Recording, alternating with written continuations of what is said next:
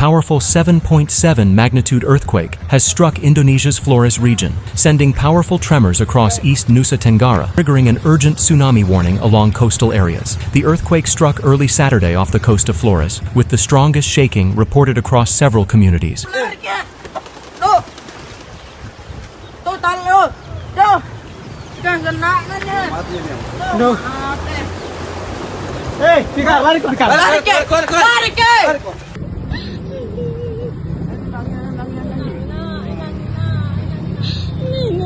Within minutes, residents rushed out of buildings and moved toward safer areas, as authorities warned people near the coastline to stay away from exposed coastal zones. And then came another major concern. A tsunami warning was issued. Authorities began monitoring the shoreline as emergency teams moved in to assess damage and check vulnerable buildings. The warning was later lifted after only relatively small tsunami waves were recorded, but the danger did not disappear completely.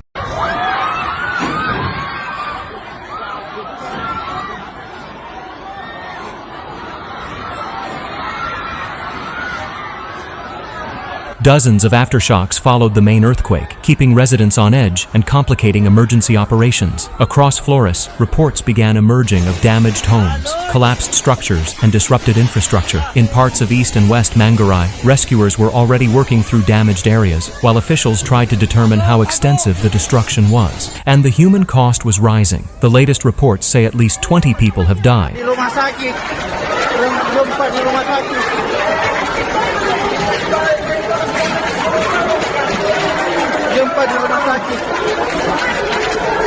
Bangunan goyang.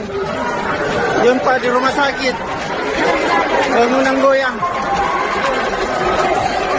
With several others injured and rescue teams still searching affected areas. Most of the reported casualties were around Maumere in Sika Regency, where people were reportedly trapped beneath rubble. In Nagakeo, around 2,000 residents evacuated as authorities responded to the earthquake and tsunami threat. Meanwhile, landslides and damaged communications have made it harder for emergency crews to reach some locations near the epicenter. But this is only the beginning, because as rescuers move deeper into the affected communities, officials are still trying to understand the full scale of the damage. And with aftershocks continuing.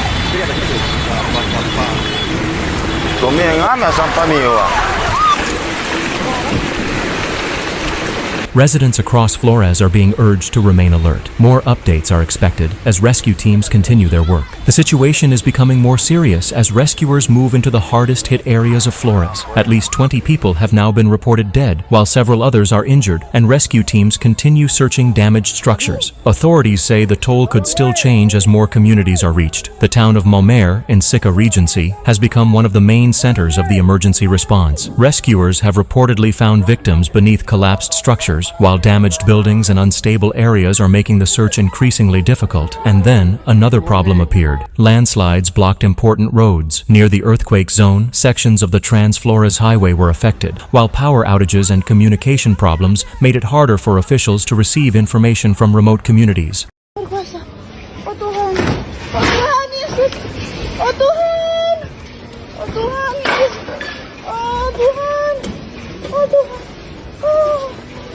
Thousands of residents were also forced to leave their homes. In Nagakeo, around 2,000 people evacuated as authorities responded to the earthquake and the earlier tsunami warning. Meanwhile, hospitals in affected areas have taken additional precautions, with patients being moved outside or relocated when buildings were considered unsafe. The earthquake was followed by numerous aftershocks, including one measuring around 6.1 magnitude, keeping residents and emergency crews on alert. But one of the biggest fears, the tsunami threat, has now eased. Small tsunami waves of less than 1 meter were recorded in several locations, and the tsunami warning was lifted roughly 3 hours after the earthquake. Still, officials are warning people not to become complacent, because damaged buildings, landslides, and continuing aftershocks could create new dangers. And as rescue teams reach more communities,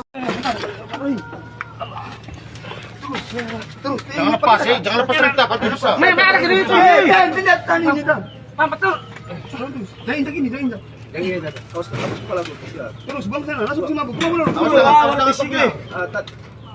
Dari posisi dulu. Ya, terus. Pipa tuh. Pegang saya. Ini pipa nih. The true scale of the disaster is only beginning to emerge. But even after the tsunami warning was lifted, Indonesia's emergency is far from over. The latest reports say at least 20 people have died, 6 people are injured, and rescuers are still searching for people trapped beneath rubble. Officials warn that the numbers could change as teams reach more affected communities. In Nagakeo, around 2,000 residents were evacuated after the earthquake and tsunami warning, while landslides blocked roads and made access to some areas extremely difficult. Power and communication outages have also complicated the response. The tsunami warning has now been lifted after only relatively small waves were recorded, but residents have been warned to stay away from damaged buildings because strong aftershocks could cause weakened structures to collapse, and the aftershocks are still a major concern. One of the strongest measured around 6.1 magnitude, keeping emergency workers and residents on alert.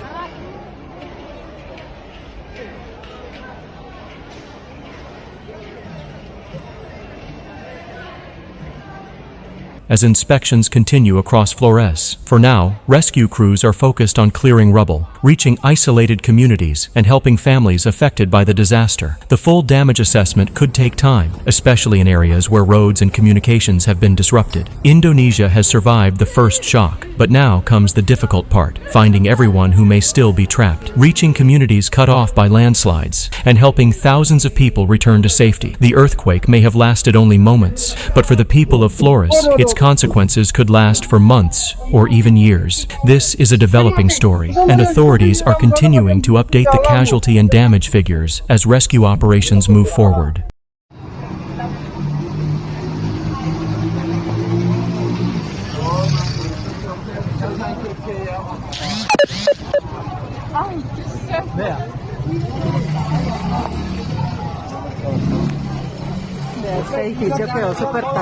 But the worst may be in the areas that rescuers are still struggling to reach. Near Nagakeo, the region closest to the epicenter, emergency teams have faced major obstacles as landslides blocked roads and communication problems disrupted contact with communities. Rescue crews have been trying alternative routes, including travel by sea, while authorities continue collecting information from remote areas. In Maumere, one of the main towns on Flores Island, rescuers have already recovered victims from collapsed structures. Officials reported 20 deaths, 6 injuries, and 2 people still trapped beneath rubble in the latest rescue update. And the destruction isn't limited to homes. Buildings, government facilities, and warehouses were also damaged, while power outages and traffic disruptions added another layer of difficulty for emergency crews. Then came another terrifying development. Hospitals had to move patients outside. In Ende, medical teams evacuated patients from a hospital as officials assessed whether buildings were safe following the powerful shaking and aftershocks. Meanwhile, around 2,000 people in Nagakeo evacuated as the tsunami warning sent residents rushing away from vulnerable coastal areas. The warning was later lifted after only relatively small waves were recorded, but authorities continued monitoring the coastline. And the earthquake didn't stop with the first massive shock. Several strong aftershocks followed, including one measured at around 6.1 magnitude, keeping residents nervous and forcing emergency workers to remain cautious around damaged structures. For now, rescue teams are racing against time. Roads need to be cleared, communications need to be restored, and the most isolated communities still need to be reached. Because until rescuers finish their search, authorities say the full scale of this disaster remains unknown,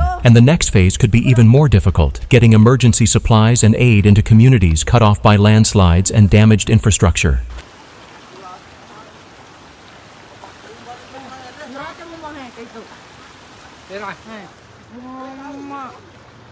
Karena laruh yang ng panahon.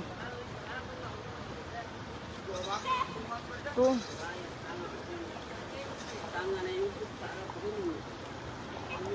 Kinyumangan niya ledera mo suluk konya.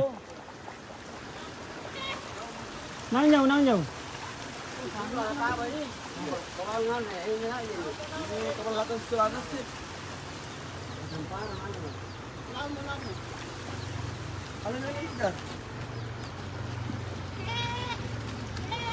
Tapi yang petar sudah masuk ini malak ki. Era lah masuk tahun 92. Tahun 92